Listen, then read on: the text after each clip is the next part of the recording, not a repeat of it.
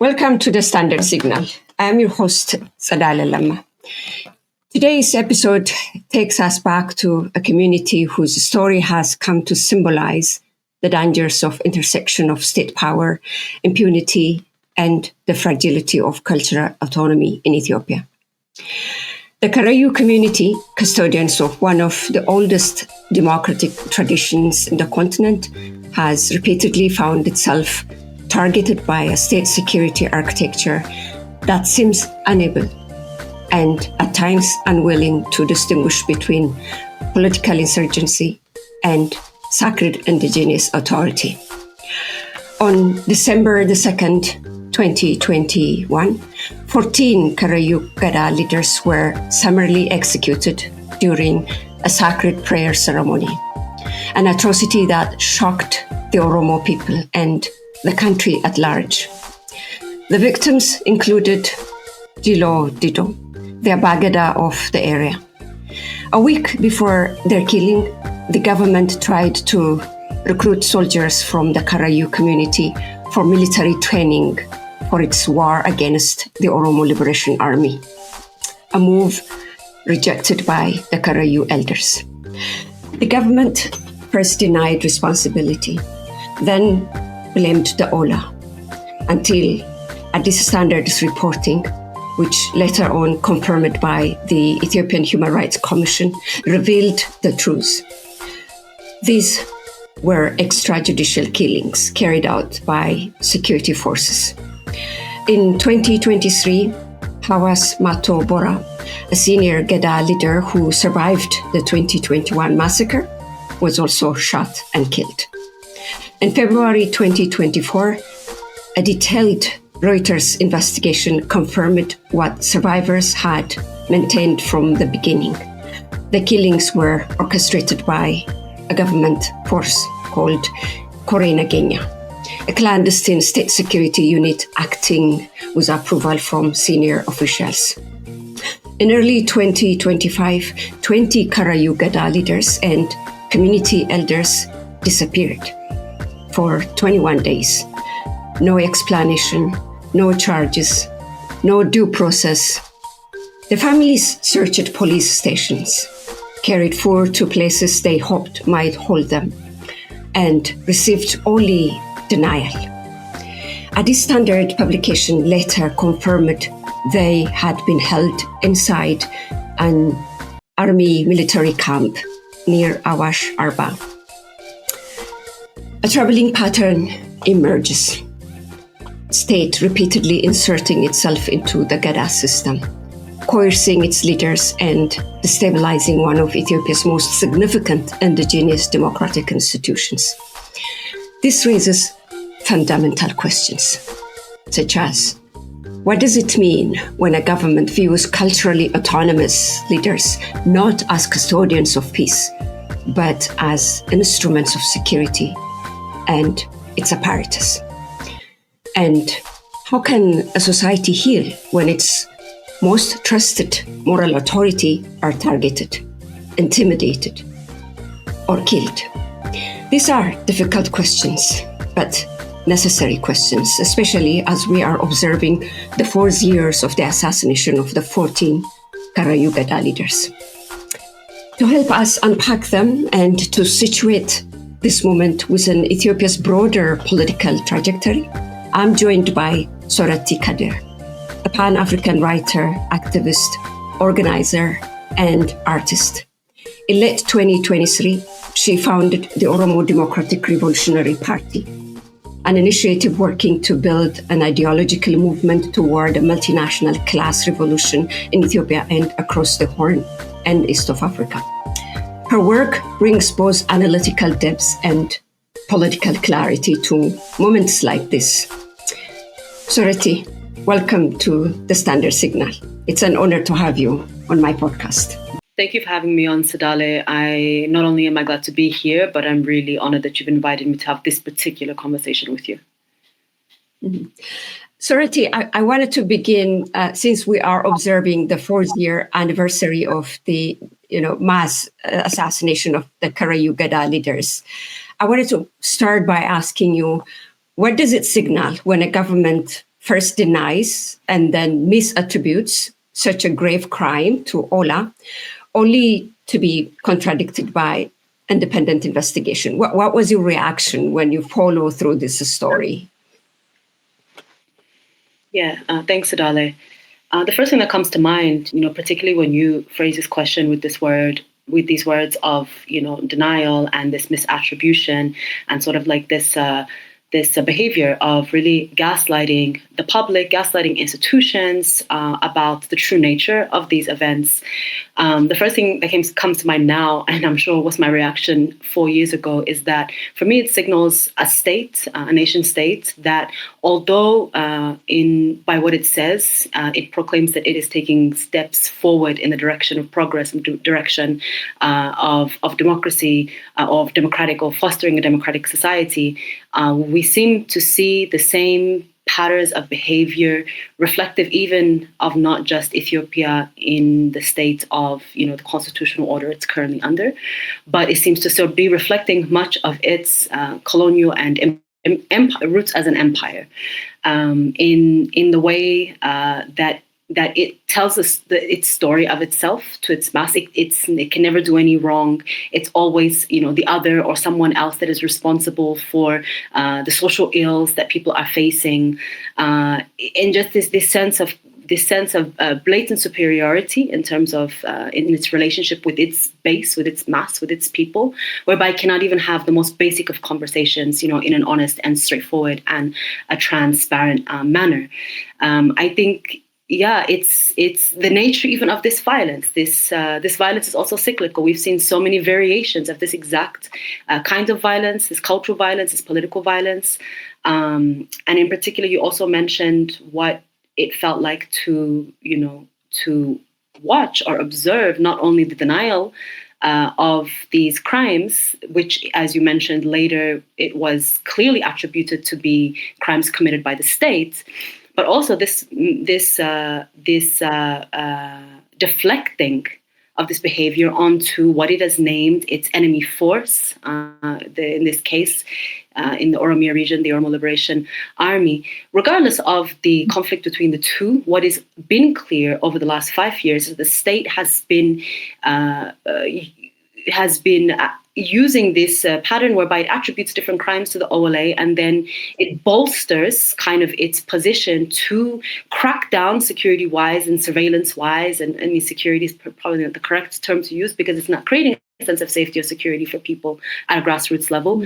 But what this has done for the state, whereby it continues to add to the portfolio of the OLA as created by itself, by the state, all of these crimes, it then creates a sense of impunity whereby it can go within communities and do what it wants, without any accountability.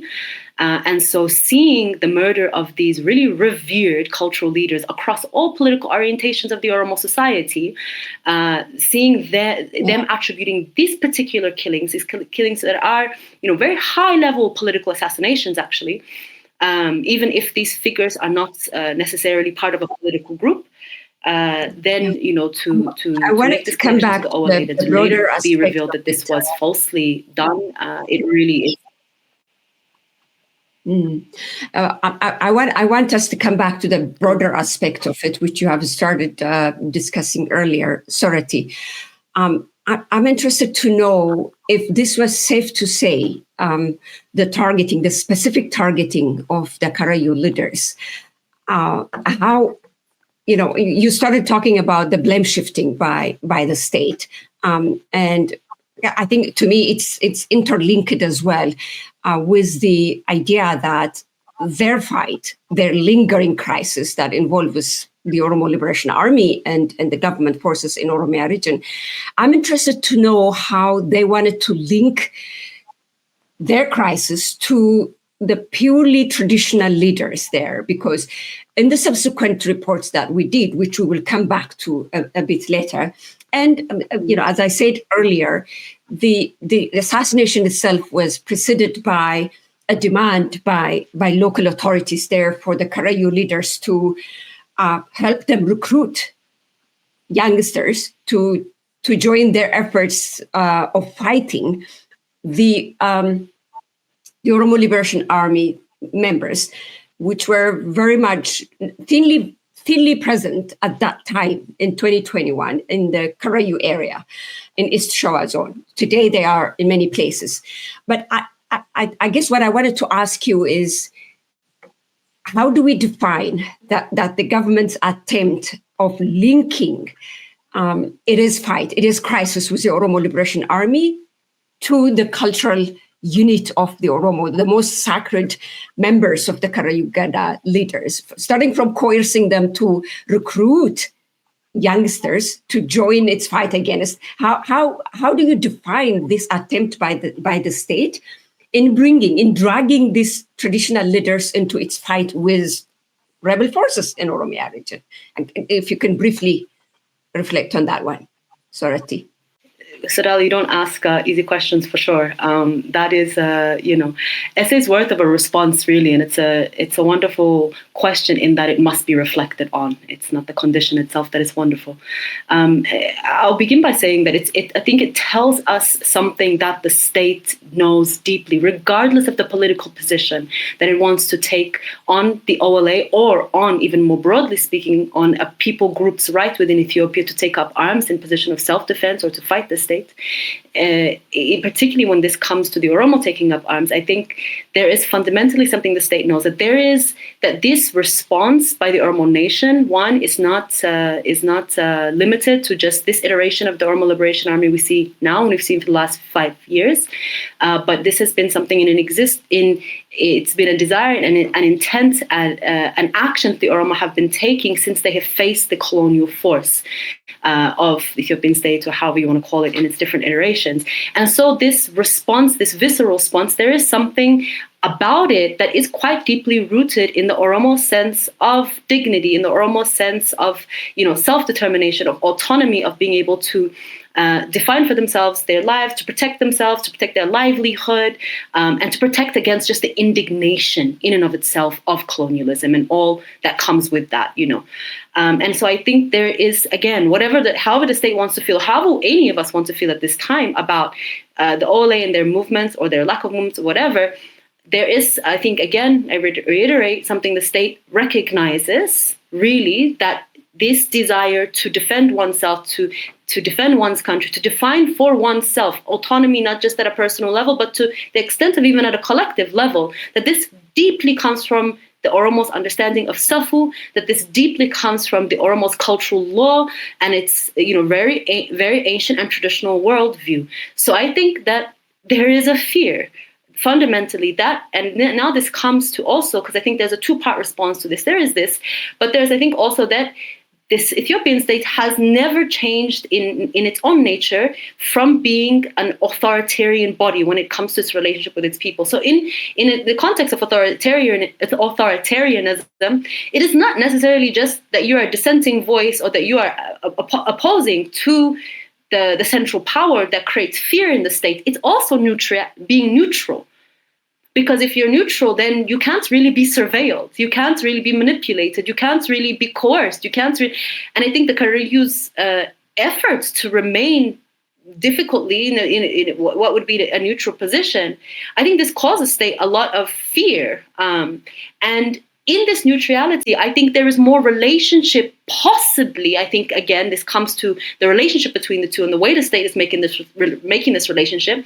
In a position of being neutral, I think the potential that this society in and of itself, because that is what the Karrayyu are, of course, they are part of the wider body politic of Ethiopia and of the Oromo too, but they do exist as, a society unto themselves who practice really the Oromo way of life and the law and the culture in ways that other parts of Oromia don't, just like other parts don't practice, like the Karrayyu, so on and so forth. But the likelihood that maybe the Karrayyu might, if they ever decide to shift from this position of neutrality, might not necessarily lean towards the OLA's political position, but might embody the same core values that lie at the very heart of the Oromo's, conceptualization of themselves as needing to be armed from a long time ago. So I think that these things are all part of the calculation. And I also want to say, I think when Haj Alu was assassinated, we saw, and again, this is purely objective observation, regardless of one's political opinion about the OLA. But when Haj Alu was assassinated, we saw an influx of young people, almost kind of stampeding, the grounds of the OLA because they had really felt there was no other resort, and this is where people were.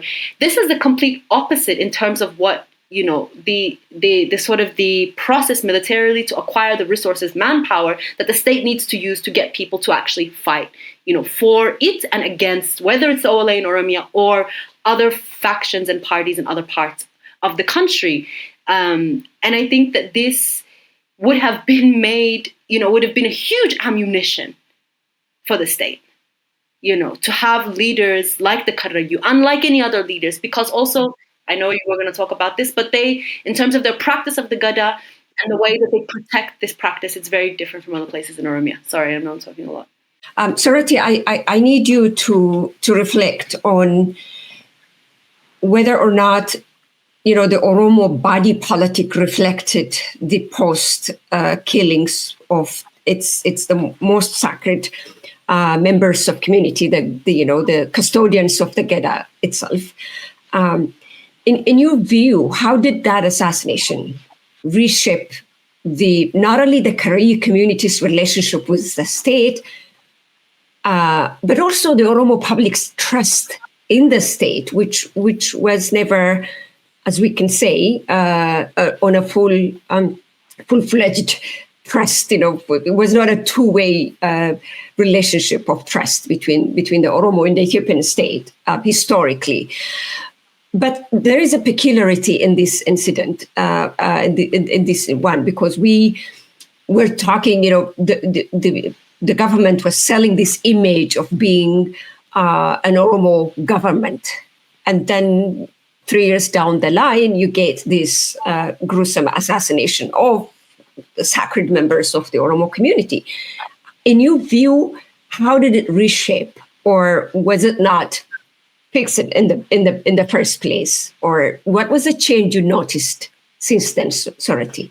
So thanks for that question, Tsedale. You did mention in that also how this might have reshaped the Karrayyu's relationship to the state. And I won't comment on this because I'm not privy to their specific, whether their movements have changed, pastoral movements, or they have become, more isolated within themselves. I'm not sure about this, but I want to speak to the, and this is the 80% of the question you asked around the Oromos, the change in the relationship, if there has been one, since this assassination. And to be honest with you, Tsedale, I think that that moment taught us and what it showed us is that the Oromo are in such a state of cognitive dissonance at this time that an assassination of that level, multiple assassinations of that level, really, in my opinion, left no meaningful mark on our consciousness, our political consciousness.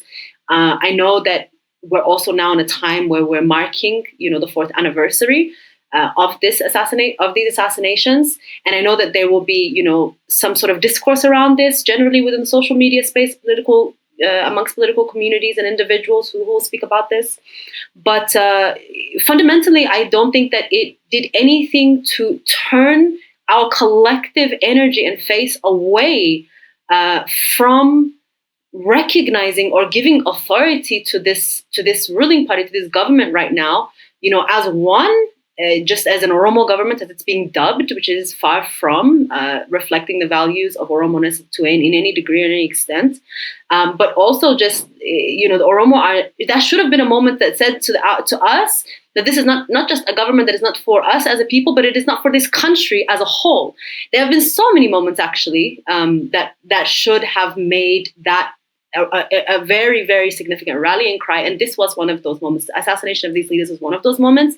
And to me, what it showed is that we're in a state of cultural dissonance. So long as the state continues to produce, these kind of moments of fanfare, cultural fanfare, whether it's the Erasure celebrations, whether it's the way it's been facilitating, different cultural processes and ceremonies within the Oromo society, within the Gada society, with a lot of resource invested into it, with a lot of attention paid to it. So long as these moments exist, they will this reality that the state is still responding violently to cultural autonomy, to political autonomy when it is practiced in a way that is a threat to the state. I think what it showed us is that the state has, to one degree, won battle of the war. it has found a way to really engineer a silence amongst us that should surprise and shock us all, because that moment didn't do what it was supposed to do, or what it should have done to us as a society. Mm-hmm. I was devastated, I'm sure you too, when the Reuters investigation came out. We knew the killing, as I said earlier in my monologue, was orchestrated by state apparatus. What we didn't know, due to the fear surrounding the people to talk to our journalists on the ground, was that how deep the hierarchy of the state involvement in that. And so when the Reuters investigation came out and laid bare the complicity of the state apparatus all the way to the higher level, many of us were shocked. I was shocked, and I'm sure, Soreti, you too. How significant is the revelation of such senior level approval to come after? It's not just an individual, it's not one person. We can talk about the assassination of Hachalu Hundessa or, individual assassinations. These were 14 senior leaders of the most revered part of a community.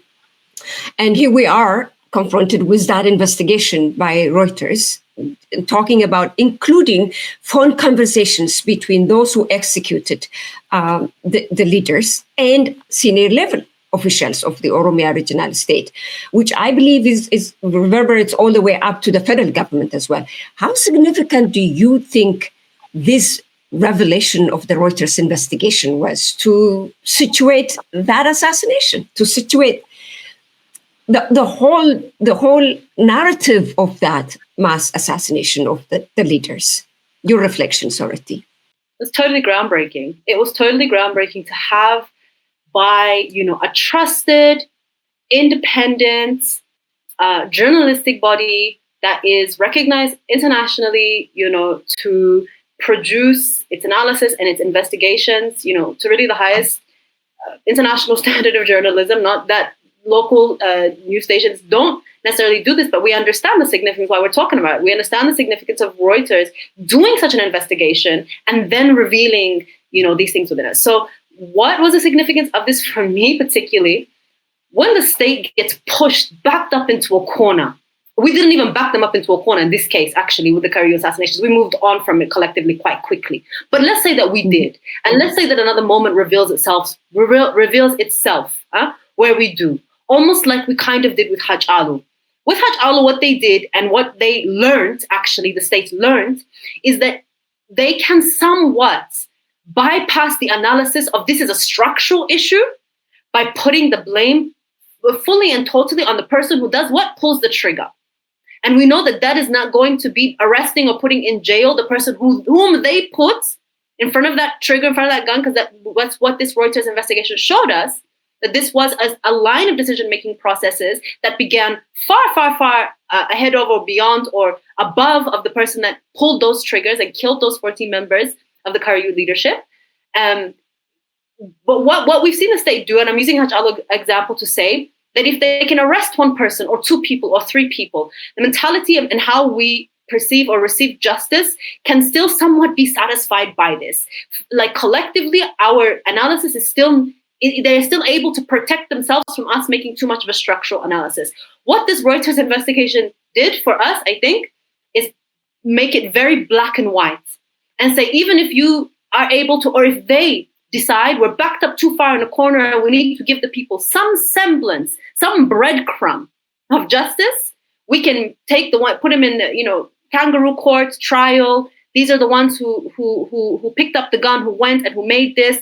And now we are also on the side of, the heroic, we were playing a heroic role in this story because we're using our justice systems to administer. No. What that Reuters investigation showed us is that it is not, what's this metaphor? They say one apple I'm going in a direction where I can't fulfill that. But what I'm saying is that the investigation showed us that the issue is deep, that it is structural, that this was something that was vetted, approved, by people, not just within the policing and military structures, but within, the overall political body within Oromia and within Ethiopia. And so if we do not want this to repeat itself again, there is only one conclusion that people can come to when they read that Reuters report. So really, that report reorientated, or it should reorientate our entire perception of what it means to receive justice. If it's not the person who made the decision, is not the same person who pulled the trigger, and you have to stop the decisions being made, then who must you analyze to be, the criminal in this story, or one of the many criminals in the story? Mm. And yet we have seen no accountability, Soreti. In fact, what keeps on, what keeps on puzzling me, let me put it this way, is that there was no accountability.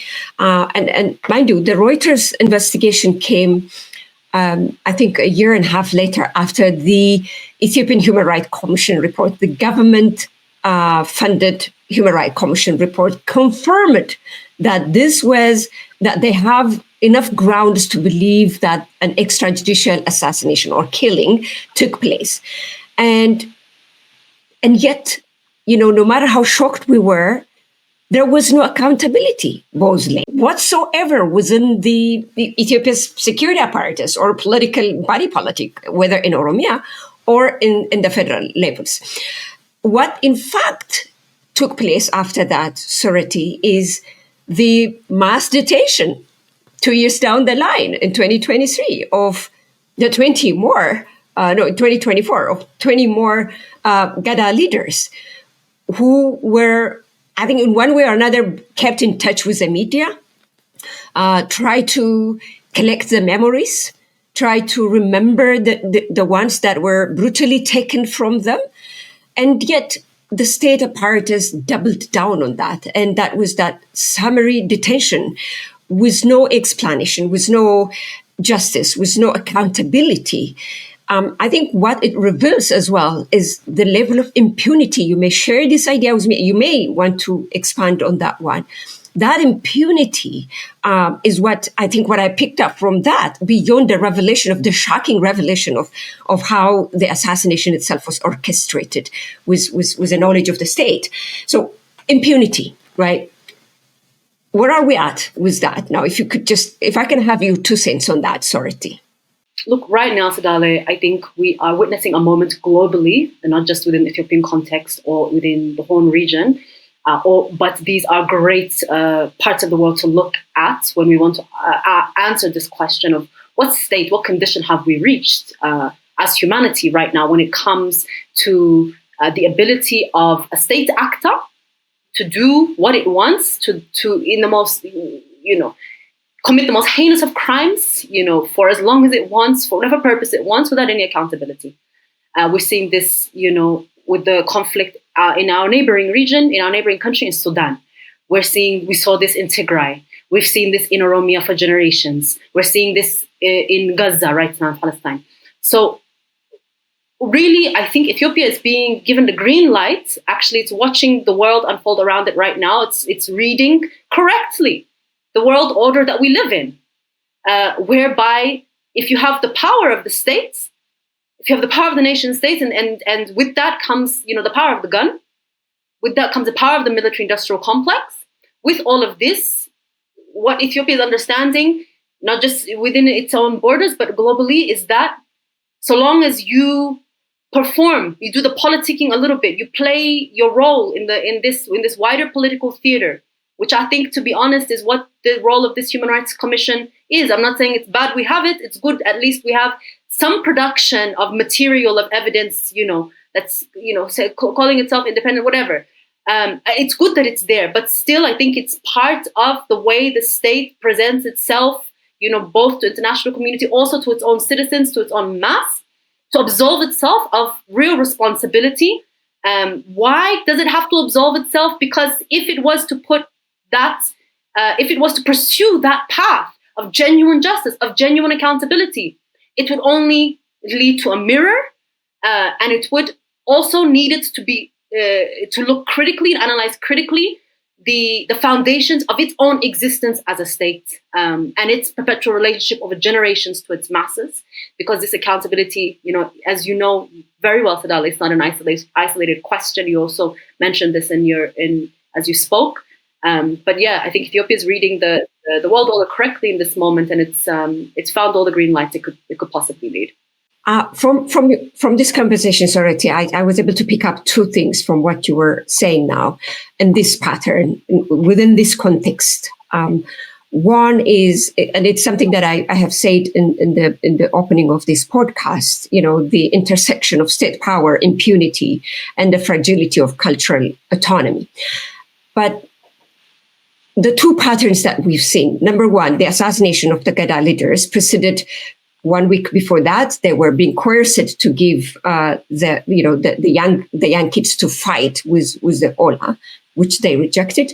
And then the mass detention in 2024 also happened with the state, with government officials, local authorities, trying to tell them that they need to reintegrate disarmed members of the Oromo Liberation Army, or those who the government says have surrendered to them. So they were being asked to reintegrate them back, to help with that attempt, what the government says is a reintegration. And they rejected again because they wanted to remain, in my understanding, they wanted to remain an indigenous, neutral, body as a cultural body, symbolizing the cultural identity of the Oromo people. I think the two patterns that I picked up from what you're saying now is, I think, is it safe to say that the state is outsourcing peace building and coercion to communities, to cultural communities, and then punishing them when they refuse to do so? How politically loaded is this? How intrusive of the state into the cultural aspect of the Gada system itself? How under pressure does that put this cultural autonomy of the Oromo people? Soreti, if you can reflect on that, the pressure on the Gada system itself of this pattern. Yeah, you raise you very powerfully and succinctly. You raise a very interesting dynamic here, because there's an assumption, I think, that the state currently led by the ruling party, the Prosperity Party, and the Abiy Ahmed, there's an assumption they're perpetuating.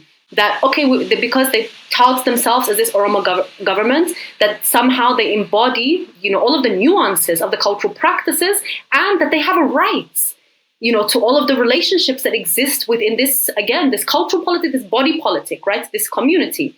And so I'm sure it was with all arrogance that they demanded what it is you're describing, this process of reintegrate. There's absolutely the right of this community, this autonomous sovereign community unto themselves, to choose. It doesn't matter that they are Oromo people, even within the structure you mentioned, the pressure on the Gada system. The Gada system, it doesn't function this way. It has full respect for the autonomies that exist, even down to the most, minute of societal cells, to the clan level, or to call the Gosa level. There is deep cohesion and unity that is fostered by the dynamism of the Gada system, whereby all of these very, these microcells, they work together in moments that they need to, even in moments when they don't, there is a continuous connection between these people groups. But the Gada system is fundamentally based on this assertion of your sovereignty to do something, or also your right to use your sovereignty to say you're not going to do something. You're not going to go fight with the collective body of Oromo in this direction or in that direction. You have the right through Mari, through dialogue, through decision making. So this so-called Oromo government is trying to manipulate it and take advantage of this kind of clout it's built around itself as the cultural gatekeeper for Oromoness and Oromuma, when really it's acting in complete contradiction, to these very sacred values. So yes, the pressure is high. It's also, I don't know whether it's deliberate, because I don't even know if these people deeply understand or know what Safu is. That Safu is based first and foremost on the principle of Chera Foko, which means distance and respect. You cannot respond to someone's sovereignty if you first do not recognize that there is a space in between, in which one can step forward and accept or decline something. So I'm saying all of this to say that you raise a really interesting dynamic in this so-called Oromo political group, and we really emphasize the so-called, who does things momentarily here and there to sort of brand itself, as this cultural gatekeeper, as this, this knower of the Oromo ways, whether it's moments of Erecha, whether it's these different Gada ceremonies that it's been a part of. So I think it's taken all of this leverage and it's stepped arrogantly into this moment and it's really been met with what it actually means to live and breathe these values, and they've found that they're completely contradictory, and they've responded like any state, or any state in fear responds, this visceral knee-jerk reaction violence. Yeah, this is, thank you, Soreti, for reflecting on that one. Gada we're talking now, you're an Oromo person, I am an Oromo person, and proudly so. Gada is deliberately non-partisan, and it's sacred. And what I am noticing since the assassination, the collective assassination of the leaders, is this increasing politicization of the Gada itself, which I believe is very dangerous and very debasing to our cultural autonomy. But beyond that, beyond our own lack of reflection and of reckoning of what this is doing to the soul of our sacred identity, there is this warning that that really surprised me as well when they released the 20 Gada leaders after they detained them for 21 days last year. They warned them that they can withhold their Gada power transfer ceremony because the assassination itself on December the 2nd, 2021 happened at a prayer ceremony where they were having their sacred moments there. Even though the Karrayyu traditionally do carry guns, this is their way of life there. Because they were in this traditional ceremony, none of them were armed. And even if they were armed, they would tell our journalists after that, they would have not been engaged in any firefighting with government forces there. However, the timing was very, very deliberate. They were having their sacred moments. They were having their prayers time. That's when they came and they summarily took them and summarily executed them. And now, 2 years down the line, when they released the 20 Gada leaders, they released them with the warning that they will withhold the Gada power transfer ceremony of the area if the elders do not cooperate. No. I mean, this comes as no surprise for us now, but we need to situate how this undermines the cultural autonomy of the Oromo people under the so-called Oromo government. This term itself makes me pretty uncomfortable to say so, but it is, the widely circulating narrative, right? How debasing is this for the cultural autonomy of one of the ancient traditions of in Africa, not just in Ethiopia, right? To threaten the elders to say, like, we're going to withhold your Gada ceremonies if you don't cooperate with us in terms of reintegrating fighters. Situate this for us, Soreti, please. Yeah, the indignation that I feel, even as you make this recounts, is extremely visceral. And towards the end of it, as you were speaking there, you made a connection that we cannot miss in this conversation. That this moment we're talking about, this assassination of these indigenous leaders, is also indicative of the state and all of the state's, let's say, arms and legs, whether it is imperialism or capitalism, whether it's a military, all of the state's relationships to indigenous people on this continent and globally. That this moment should reflect to global indigenous communities, the nature of their relationship to the state. So it's a learning moment for all of us, and I really wanted to highlight that as we spoke, Tsedale. But yes, the indignation is really visceral, and it's really, I'll put it this way.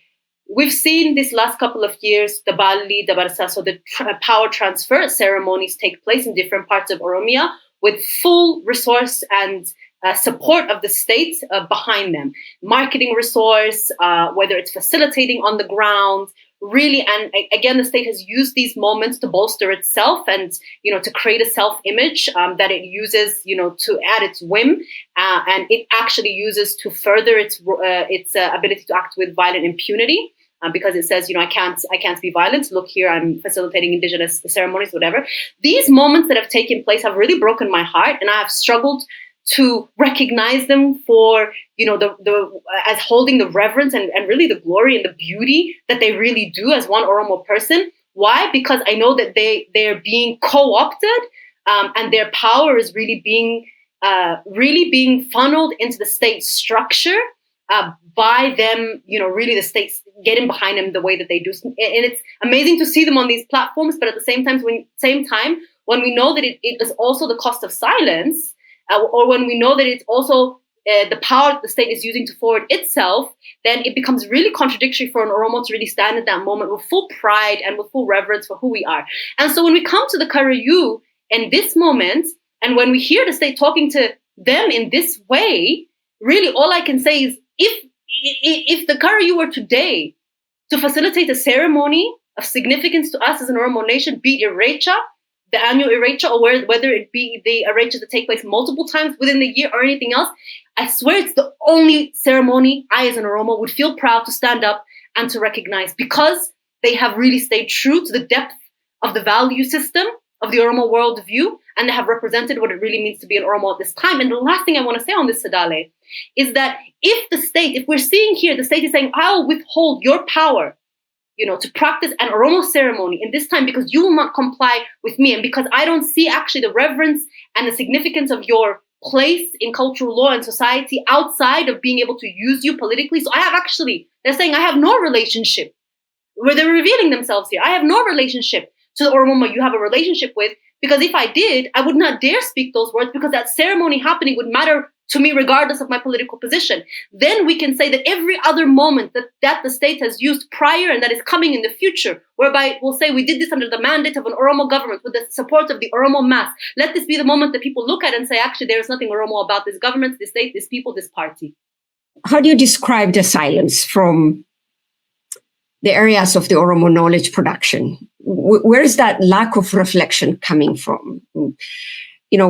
It's almost like we've moved on. We forgot what happened. We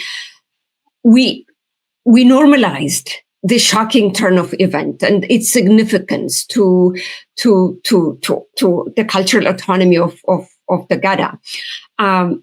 And we have accepted the state's repeated intrusion into the system itself, the process itself.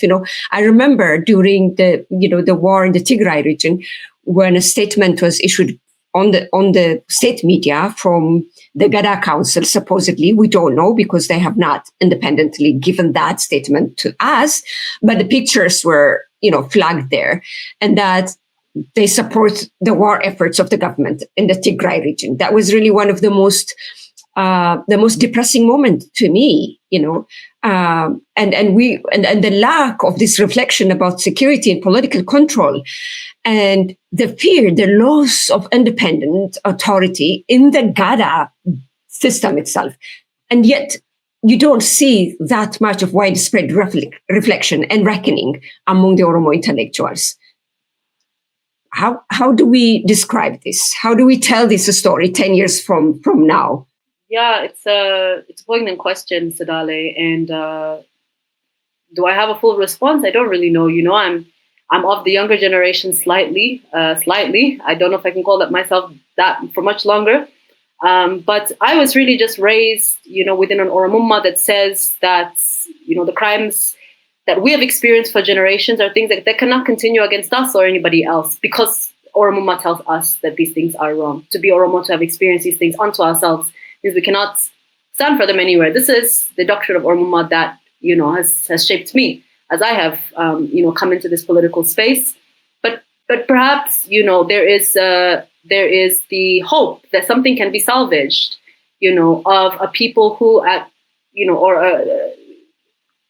people who have been raised within the same cultural framework, grown up on the same stories, grown up on the same history, have the same look at history in at least similar, if not the same ways. I know that there are differences in terms of how different political orientations they place the Oromo within the making of the Ethiopian empire, and that also influences the role that they believe they should play now. I don't know but I imagine really, if I come close to the answer, I think it could really be the sense of, one, if we lose power, the fear that all we've seen in Ethiopia is that when, one people group occupy power, there is this kind of race till the end. Like, your time is going to finish. And so you do whatever, whether it's for your personal legacy, whether it's for your clan group, whether it's for your region, whatever the motivation, you use that power as quickly as you can before it runs out. Because, that's what we've seen happen over the trajectory of time in Ethiopia. And so maybe there is also this. If we relinquish power and it goes into the hands of now those who are vying for power, who have deep enmity, towards the Oromo historically and also in the present, that if we relinquish power, then what's going to become of us? And can we salvage something of this? Because at least do we have some part of a listening ear, within the political elite at this time, because they have some of these foundations. I don't know exactly squarely what people are landing on, but I imagine, that it is a mix of these things. And so that self-reflection, if these conclusions are part of the equation, that self-reflection would be quite self-destructive. It would create such a dissonance, between reality and what if you really, these other 2 points that I mentioned, you believe something can be salvaged or you believe more threat is on the horizon, you can't necessarily go inward and make these analyses, because that analysis is going to lead you to complete rejection of this ruling party, and that will feel to be the only moral stance. But perhaps morality is not the only thing being taken into consideration by people who are more silent about the nature of this ruling party. Mm. One of the things is, Soreti, when I talk to a lot of people, I reflect on this shocking event often. One of the most conflicting and contradictory accounts that I hear from across different personalities, Oromo personalities, when I'm discussing this. On the one hand, the pattern is there, that there is an increasing intrusion of the state apparatus into the culturally autonomous body of the Oromo people, whether that is a Merecha celebration, whether that is as part of the Gada structure itself, in many aspects, this traditionally, culturally, music, whatever. So there is this increasing intrusion of the state into that autonomous space of the Oromo. And that there is that resentment, resentful reflection of that. But then there is also the other part of that reflection, which goes by, cultural progresses in cultural identity of a given society cannot happen. They get stunted if they don't get the backing of the state structure and stuff. So there seems to be a consensus among many that I talk to that traded the safety and security, including this summary execution of the Karrayyu Gadaa leaders, and what happened after that. And I think there is a lot to be discovered in the post-assassination of the leaders there, which I would hope to follow through. So there's this conflicting, or what shall I say, confusion, that traded that aspect of the elimination of the Karrayyu Gadaa and the increasing intrusion of the state into this autonomous space of the Oromo.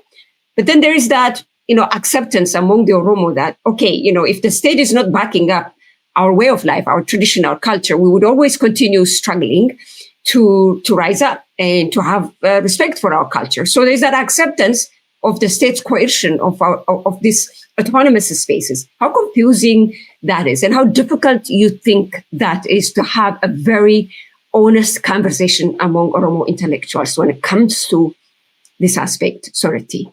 Yeah, it's a multi-layered question, Tsedale. The first thing that comes to my mind is that perhaps, and there is a saying, I want to say it's by Lenin, but, don't quote me, friends and listeners. But there is a sentiment, within political literature that talks about the fact that the masses are always ahead of the leaders, or the masses are always ahead of the people. Again, I want to say that's Lenin that said that. And I think that perhaps in this moment, there is a little bit of perhaps prematurity in the way that our political elite are viewing the people, are viewing the mass, are even understanding their demands. For example, when we saw earlier this year, the mass movement that took place amongst healthcare workers, and this was a kind of viral movement also in Oromia, and really they took part in this, not so concerned in that moment for their identity, culturally speaking, as Oromo people, but we're very concerned about the economic reality they and others face, under this ruling party. I come back to this initial mention I make that perhaps we are somewhat lagging behind in the analysis that political elite are making about the state of consciousness of the people after Hajalu, particularly after Hajalu. that there can be such a regression in the sort of the sense of confidence and sovereignty that we feel as a collective, within our Ummah, which, yes, has been attacked by the state perpetually across all of its iterations. And there is reason to fear this. I mean, this is a collective trauma amongst the Oromo. But I think that that the growth is also part of the picture. And I think that this there is no real trade-off in terms of, from the perspective of even Oromia, that these kind of moral collapses, in the terms used in your recent appearances online, Tsedale, with Al Jazeera, that this is more than a moral collapse. This is more than something that can be negotiated with. So I think this is more so a contraction that the elite are facing, and it's not really reflective of the state of mind with living, under leadership whereby they don't have to fear for their lives, for their safety, and whereby they can materially survive, which I know is not the topic for today's conversation. But I think, this is relevant to your question about, the elites read about what the Oromo feel that they need. And I think there are other things that are taking far more precedence at this moment. How full of fear are you? Like, I am full of fear, for example, that the pressure on this Gada structure to perform political tasks, I think, is going to have a lasting impact. Soreti, do you fear that? Do you also have that anxiety, as I do, that the impact is going to be lasting than we think it is? If you could briefly reflect what you really feel as an Oromo person here. I'm asking you I'm trying to personalize this question now. I have an anxiety that the impact is going to be lasting and that we will never recover from this kind of coercion of this very sacred, traditional way of our life by the state and its autonomy. Do you have the same fear? I'll answer honestly, Tsedale, and I really appreciate you for bringing the conversation into this place of vulnerability. I think that, we look at history for our answers. And the Gada system, its values, its structure, the Oromo people as a collective, have honestly faced violence to this extent and worse, over our time in this region of the world, under successive, brutal leaders and empires that have also systematically targeted the erasure of the Gada as its really primary way of trying to destabilize the Oromo as, a group of a cohesive national group that stands for, protects, and is, in existence there for its interests as a nation. So when I think of this, I remember that there is always the possibility, the hope for revival. Because I think we've gone through eras also of revival that also precede or they come after these times of great repression. And yes, we've always lost a little bit of something, for sure. What we're going to lose this time, how much we're going to lose this time, this is the point that gives me this fear and this anxiety. But because actually me and you are sitting here having this conversation with the knowledge that we have of ourselves as Oromo people, after successive attempts to erase this indigenous knowledge from the planet, which is a war that has been waged against indigenous people, again, globally, by the same system that killed these Karrayyu leaders and the same system that underpins the values of this ruling party and in this state, in Ethiopia. Because I know that really we're the product of the revivals that have happened after, these times of repression and during, that have grown out of these times of repression. I have hope in this. I really do have hope in this. But I do believe it also depends on what we do now. And how we also understand that the Karrayyu's way of life and what these leaders protected is more than just an opposition, as an Oromo group to another Oromo group, as, is really part of what triggered the state so much. But the Karrayyu's lifestyle also as a pastoralist people with this really specific relationship, to land that is really based in the Oromo's worldview as human communities living in a symbiosis to land. This is also a general principle you see in indigenous cultures and societies. I think it is what we have of the Gada and of our worldview that we can make something of in the future is our ability to analyze that they were killed. These Karrayyu leaders were killed not just by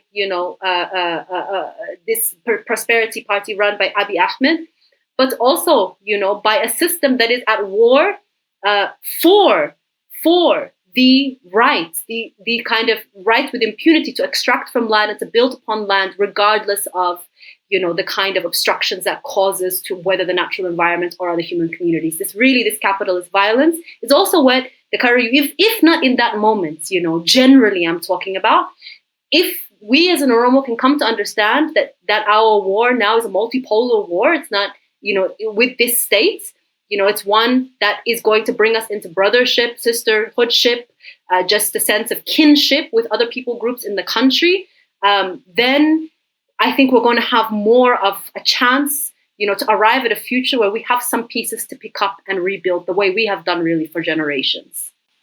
Mm-hmm.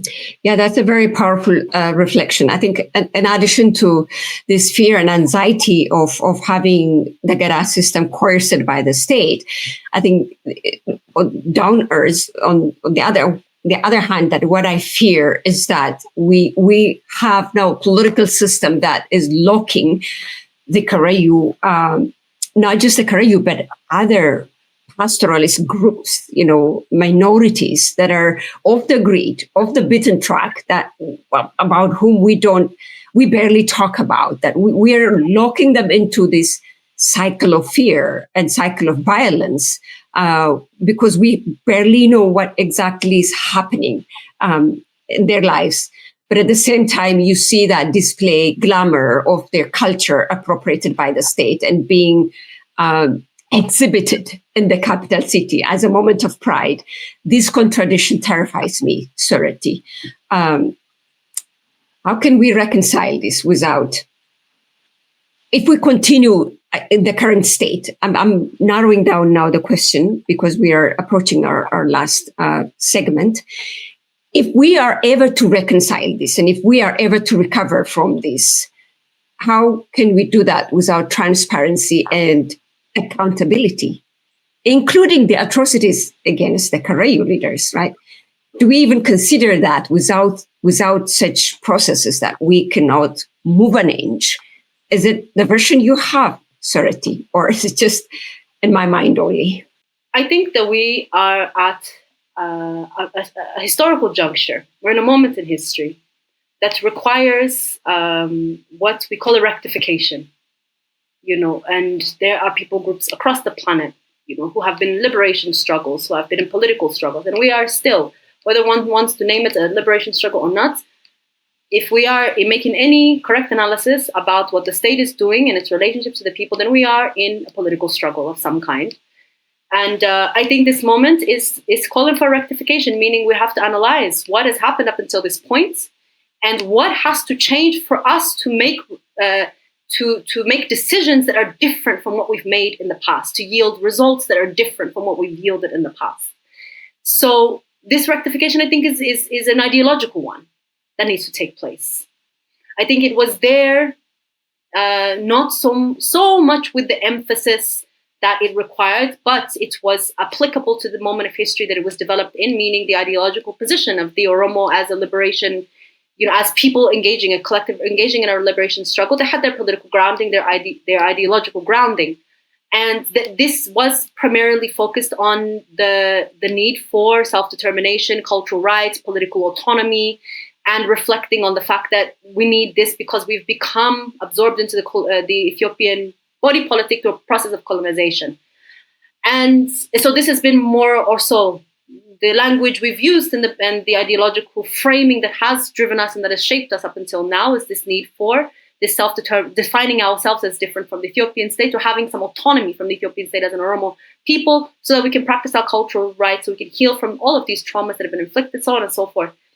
And again, this is not particularly brand new in the framework of the ideological perspectives that have led us till now. They were there for sure. I don't want anyone saying she said we didn't have economic perspectives in the Oromo. No, but I think that we need to make a fundamentally class analysis now to be able to. Why? Because that is going to be able to create the force needed, the force and impact needed, the force coming from the numbers. The impact coming from the numbers, to be able to take on the state in its current form, a state which we saw, I know that Tigray is an isolated geographical space when it comes to how big Ethiopia is. But we saw that when Ethiopia wants to go to war, how much resource it can get to go to that war, to fight and kill and exterminate, actually. And we see the same machinery being used on all of its war fronts across the country, with the Tigray, Oromia, elsewhere. So the critical mass needed, the impact needed, the force needed is going to have to be a unified force, at the very least, all across Oromia, preferably, or all across the country. And if we're going to talk even all across Oromia now, the cultural line is no longer enough to unify us. It's no longer enough because people have, depending on where they are in Oromia, they have different relationships to the states. They have different proximities, benefits, leverages, lack of leverages. They face different levels of violence to the state. So even in Oromia, we don't have a singular, the self-determination line is not unifying enough. So if this is correct in responding to your question, I think really we have to experience a evolution. Actually, it's probably the political class and the political elite that need to experience this and accept this, because I think the masses are already there. And I referenced this healthcare revolution earlier, and I can speak of it again. It's a moment whereby we saw people really rally around the class interest, regardless of their. And this is not to say we're forgetting or leaving behind the national question, the multinational question of Ethiopia. They can't be answered without each other. And we've seen this also in history. But to protect again, back to this thing, to protect again the reality of the Karrayyu as an indigenous autonomous society, to bring forward real justice, not performative theatrical justice, of the states and the kangaroo courts, although they can sometimes be symbolic, but real systemic structural justice, we need to really recognize that the violence of the state has really evolved, and it requires a unified response from the masses, and that unifying line across Oromia and otherwise is, in my opinion, going to be the class issue, and is the class issue today. Thank you for that in-depth response, Soreti. This was a podcast in honor of the 14 Karrayyu Gadaa leaders. You mentioned about the performative justice system. I would say it doesn't even exist. Even that does not exist. There has not been any accountability so far. Even after that damning revelation by Reuters. And we know also, and there were individuals named in that investigation. The government did not dispute that report. Neither it moved into holding those who were involved accountable. So that performative theatric justice itself is absent. So that is that. That's where we are. Soreti Kadir, thank you very much for joining me for this episode in honor of the Karrayyu Gadaa leaders as we observe the 4th year anniversary of their collective extrajudicial assassination. If you wanted to say a few words in memory of this, Soreti. Thank you. Can I speak a little bit in Afaan Oromo, or I stick to English? As you wish, because we are observing this somber week this week, so I think you can express yourself, Soreti. Hayyee. Akkas taanaani xiqqoma hanga danda'utti Afaan Oromoon dhaamsa kanan dabarsaa. Dhugaa dubbachuu fi jecha nama dhabsiisa haalli akkana yeroon jedhu haalli kanii hoggana kanneen nu jala ajjeeseetiin nu jala biyya lafaa kanarraa nu jala fudhatee haalli sunillee hanga har'atti kan nu argaa jirru Oromiyaa keessatti illee biyya guutuu keessatti illee waan irraa jennullee dhabuun namummaadha dhugaa dubbachuu fi kanaafuu waggaa afraffaa kanarratti ga'uun keenya ajjeesa warra uummata Karrayyuu kanarraa kan yeroo dhaabanneetiniin yaadannu uummata Karrayyuu fi dhiifama gaafadha akka sabatti isinitti hin dhiyaanne, akka sabatti isinitti hin dhufne, isiniif hin iyyaafannee kanaafi dhaloota fuulduraafillee kan dhufanii fi dhiifama guddatu barbaachisa uummata keenyaaf jechuun akka sabatti uummata Karrayyuu kanarraa jechuu. Uummanni baay'ee Oromiyaa keessatti illee akkanumatti haaluma kanaan illee dhiifama barbaaduu hin danda'an saba kanarraa jechuu. Kanarraa kanan jedhuu danda'u hanga nu jiraannu uummata kanaafi haqa baasuuf, hoggana kanaafi haqa baasuu fi isaanii dhufaniitiniin jechuun mootummaan isaan dhufeetiniin namoota kan isaa fuuldura kaayee shuggutii akka isaan dhoksisisan gochuu osoo hin taane uummata sanii mana hidhaa keessa kaa'u osoo hin taane haqni kan jiru haala fagoorraa gadi fagoorraa jijjiiruudha. Hundee isarraa jijjiiruudha. Kanatti amanuun keenya kanaa fi tarkaanfachuun keenya gara dhiifama keenyatti haa guutu jedheetini yaada. I hope I've expressed that adequately. Thank you, Soreti. With this, we will end this podcast. Thanks for joining us.